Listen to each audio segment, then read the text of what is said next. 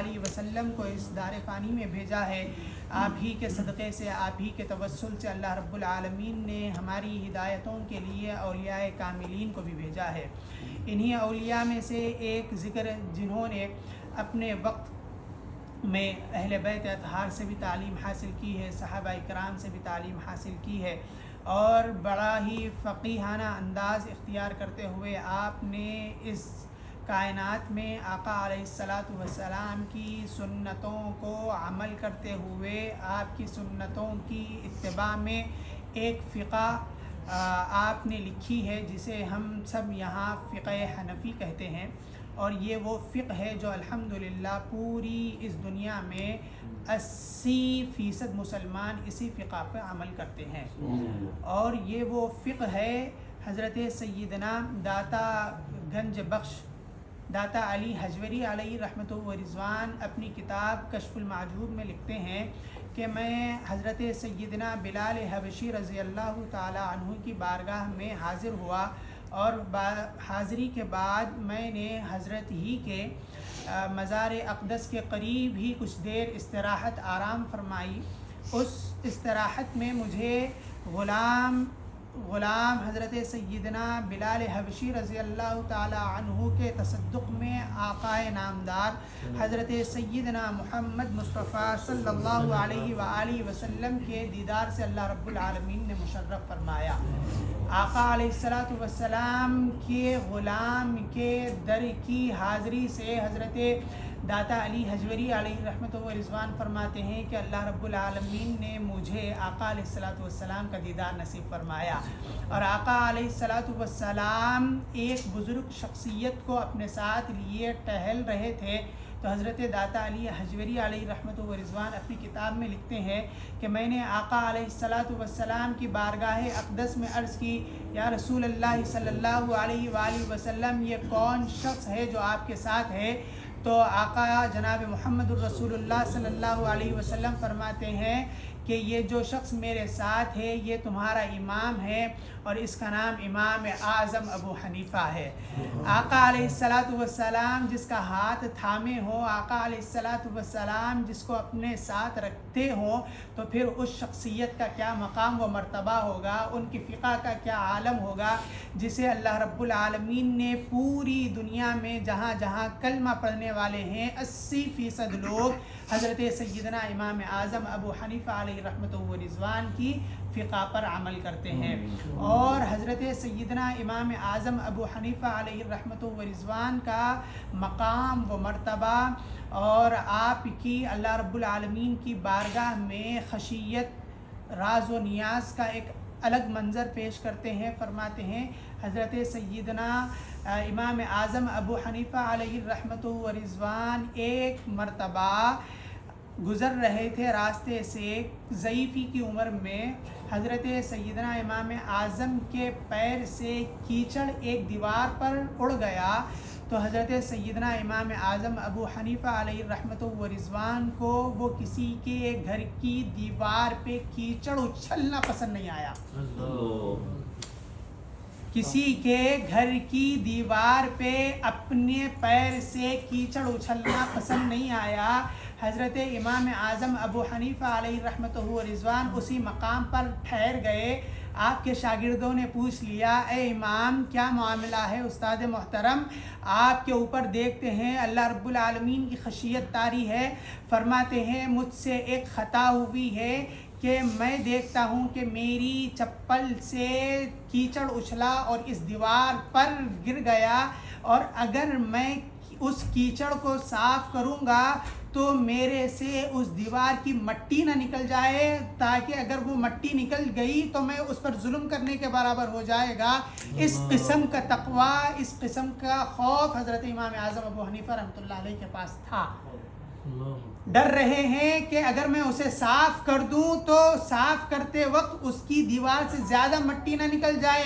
زیادہ مٹی نکل گئی تو ہو سکتا ہے کہ یہ اس میں شامل ہو جائے کہ میں نے اس کے اوپر ظلم کیا ہے۔ اللہ اکبر، آج ہم لوگوں کے دلوں کو توڑ دیتے ہیں، رشتوں کو توڑ دیتے ہیں، نہ جانے اپنی زبانوں سے کتنوں کے دلوں کو تکلیف پہنچا دیتے ہیں، لیکن ہمیں اس کا احساس نہیں ہوتا۔ اللہ رب العالمین نے امام اعظم کو کیا تقوی عطا فرمایا تھا، اللہ رب العالمین کا کیا خوف عطا فرمایا تھا۔ تو پھر آپ کے شاگردوں نے اس گھر والے کو بلایا اور وہ گھر والا مسلمان نہیں تھا، آگ کی پرستش کرنے والا تھا۔ حضرت امام اعظم ابو حنیفہ علیہ رحمۃ و رضوان نے اسے اپنے پاس بلایا، کہا کیا تم مجھے جانتے ہو؟ اس نے کہا ہاں میں آپ کو جانتا ہوں، آپ مسلمانوں کے امام ہیں، ہر کوئی آپ کا احترام کرتا ہے، ہم بھی آپ کا احترام کرتے ہیں۔ کہتے ہیں مجھ سے ایک خطا ہوئی، وہ خطا یہ ہے کہ میں چل رہا تھا، کیچڑ کی وجہ سے میری چپل سے آپ کی دیوار کے اوپر کیچڑ اچھل گیا، مجھے یہ ڈر ہے کہ جب میں اسے صاف کرنے لگوں تو آپ کے گھر کی کوئی مٹی گر جائے۔ تو وہ شخص حضرت امام اعظم کو دیکھ رہا ہے، اطراف دیکھ رہا ہے، اپنے آپ کو دیکھ رہا ہے، اوپر آسمان کی طرف دیکھ رہا ہے، ادھر نظارے ادھر نظارے کر رہا ہے۔ کہتا ہے آپ امام ہیں، آپ نے میرے گھر کے اوپر کیچڑ اچھالا، آپ کی زیارت سے مشرف ہوا، آپ کی یہ جو گفتگو ہے، اللہ رب العالمین کا جو آپ کے دل میں خوف ہے، تو آپ جب میرے دیوار کی اس خراب حالت کو درست کرنے کے لیے آئے ہیں، اللہ رب العالمین نے میرے دل سے اندھیرا، ظلمت کا اندھیرا دور کر دیا، اور آپ کی باتوں کی وجہ سے ایمان اللہ رب العالمین نے مجھے عطا فرما دیا۔ آپ مجھ پر یہ احسان کریں کہ جس وجہ سے اللہ رب العالمین نے آپ کو یہ خوف عطا فرمایا ہے، یہ تقوی عطا فرمایا ہے، جس کی شریعت پر آپ عمل کرتے ہیں، اس پیارے آقا کا کلمہ پڑھا کر دائرہ اسلام میں داخل۔ حضرت امام اعظم ابو حنیفہ علیہ رحمۃ و رضوان کے اس عمل سے اللہ رب العالمین نے اس شخص کو ایمان کی دولت عطا فرمائی، تو پھر آپ کی خط و کتابت کا عالم کیا ہوگا، آپ نے کیا کیا نہیں تحریر فرمایا ہوگا، آقا علیہ الصلوۃ والسلام کی کس کس سنت کو آپ نے زندہ نہیں کیا ہوگا، جو آپ نے صحابہ اکرام رضی اللہ تعالی عنہم اجمعین کی بارگاہ سے زانو ادب طے کرتے ہوئے حاصل کیا تھا۔ اور پھر حضرت سیدنا امام اعظم ابو حنیفہ علیہ رحمۃ و رضوان کا معاملہ اہل بیت اطہار سے محبت کا یہ ہے کہ آپ فرماتے ہیں کہ میں نے حقیقت میں بہت ساری فقہ کی کتابیں، بہت سارے فقیہوں سے بہت سارے واقعات سنے ہیں، بہت سارے مسائل اخذ کیے ہیں، لیکن میں اپنی عمر کے ان تمام حصوں کو ایک طرف رکھتا ہوں اور حضرت سیدنا امام جعفر صادق رضی اللہ تعالیٰ عنہ کی صحبت کو ایک طرف رکھتا ہوں، جو میری کئی سالوں کی محنت رہی ہے۔ حضرت امام جعفر صادق کی صحبت میں اللہ رب العالمین نے مجھ پر علم و حکمت کے اس انداز سے دریا کھول دیے ہیں، جس کی وجہ سے الحمدللہ آج لوگ مجھ گناہ گار کو امام اعظم کہتے ہیں۔ صحبت اہل بیت اطہار کا تعلق اس انداز سے آپ اظہار فرما رہے ہیں، آپ جو کچھ بھی ہو، جب تک اہل بیت اطہار کی نالین کا تصدق نہ مل جائے آپ کامیاب نہیں ہو سکتے۔ تو اسی لیے اہل بیت اطہار کی تعظیم الحمدللہ ثم الحمدللہ ہمیں اپنے امام نے سکھائی ہے، ان کی محبت ہمارے دلوں میں انہوں نے ڈالی ہے۔ اور یہی نہیں، امام اعظم ابو حنیفہ علیہ رحمۃ و رضوان کے تعلق سے یہ بتایا گیا کہ آپ تعظیم کس انداز سے کرتے تھے۔ ایک شخص تھا حضرت امام اعظم ابو حنیفہ رحمۃ اللہ علیہ کے جہاں آپ درس دیا کرتے تھے، اس کے سامنے سے ایک بچہ آ رہا، وہ اپنی کھیلنے کی چیز کو اٹھا رہا، چلے جا رہا، وہ جب آ رہا حضرت جب کھڑے ہو جا رہے، جب آ رہا حضرت کھڑے ہو جا رہے۔ تو فرمانے لگے، حضرت شاگرد پوچھنے لگے حضرت کیا معاملہ ہے کہ جو سو وہ بچہ ہے وہ بھی غیر مسلمان ہے، وہ اس کا بیٹا ہے، اس کے احترام میں آپ کھڑے ہو رہے ہیں۔ حضرت امام اعظم فرماتے ہیں میں اس کے ادب میں اس لیے کھڑا ہو رہا ہوں کیونکہ اس نے مجھے ایک چیز بتلائی ہے، اور اس کے والد نے مجھے ایک چیز بتلائی ہے، اور وہ یہ چیز تھی کہ کیا تھا، کتا پیشاب جب ٹانگ اٹھا کے کرتا ہے تو وہ بالغ ہو جاتا ہے، اور جب وہ کتا